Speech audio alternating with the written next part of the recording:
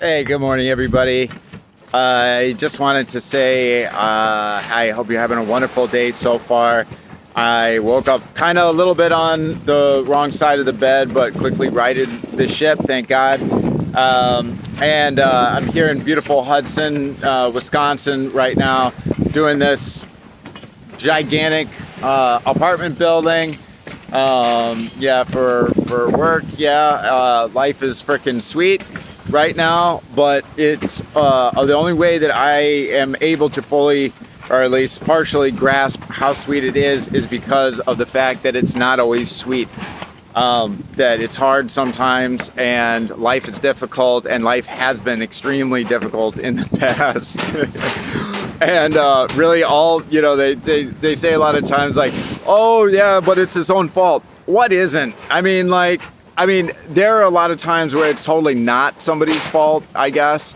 But for the most part, most of our problems are our own design, unfortunately, because we're all flawed. We're all flawed, human beings, animals, doing the best we can.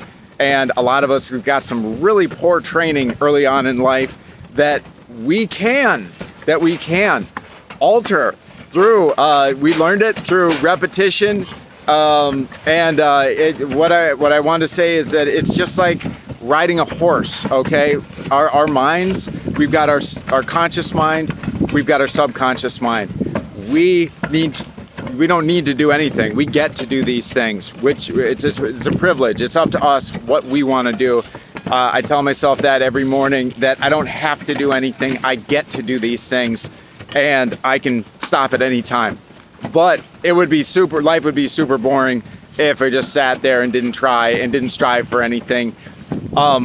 Okay, so the conscious mind, it can learn something just by reading it one time, and then we know it.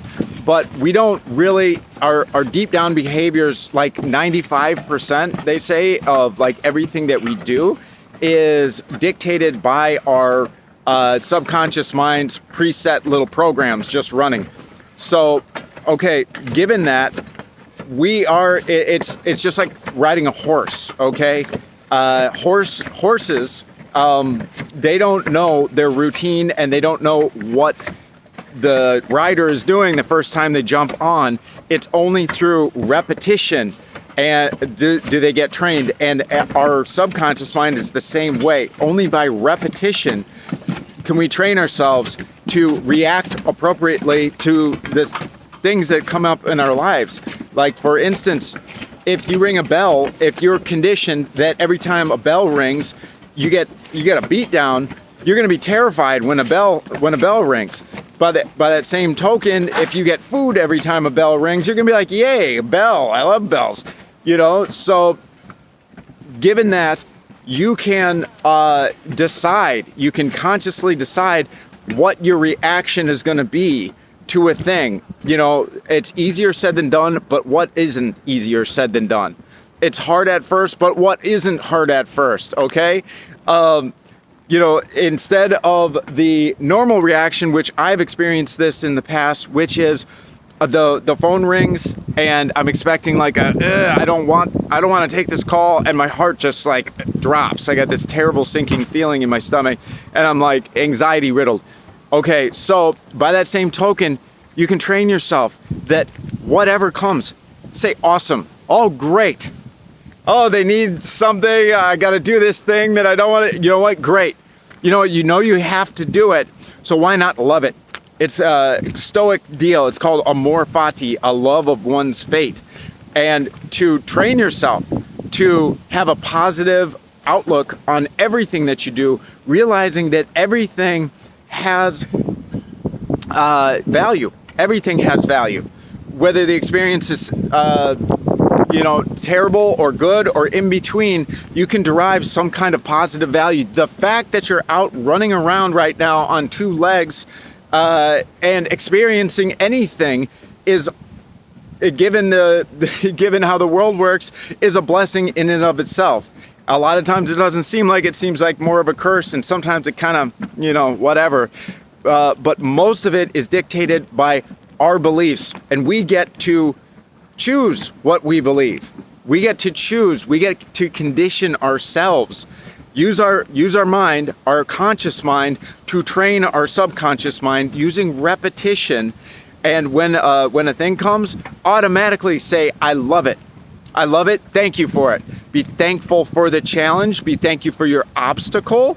Be thankful. I say to myself when I'm going for a run like a weirdo during the morning, I'm going for a little run, telling myself, your obstacles are your opportunities. Your challenges are your championships.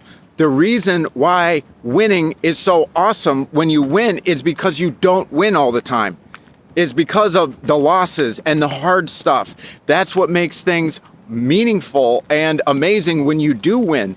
If you won all the time when you went to if you went to a casino and you won every single time, wow, so exciting, invigorating. It's the same thing every time, and this is something that's been powerful for me to realize is that without the bad, you don't have a perception. You couldn't grasp the good.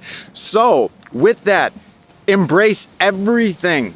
Embrace everything that comes. Say, I'm going to make the most of this thing and do my best with it and have the best time for myself. Try to make it awesome for others because we are pack animals. We are programmed to contribute to the collective and to be a resource to others. For the most part, some people are built weird, and they just don't care or whatever, but it's in our DNA to look out for ourselves and for others. And when we follow our nature, wow, life really can be quite an amazing journey. To divorce yourself from the outcomes of things and decide to be happy with whatever comes your way, bearing hard times worthily, making yourself proud, being your own hero in life, man. Oh, it's so sweet. It really is. It's such a difference. I want it for you. I want it for you. I'm still working on it. It's totally imperfect, and I fall and I stumble constantly and whatever, but it's the pursuit. It's progress, not perfection. And it pays in dividends. You put the effort in, you get the effort back, man. It's a beautiful thing. So anyway, I love you guys. I hope you're having an amazing day so far, and be well. Okay, bye.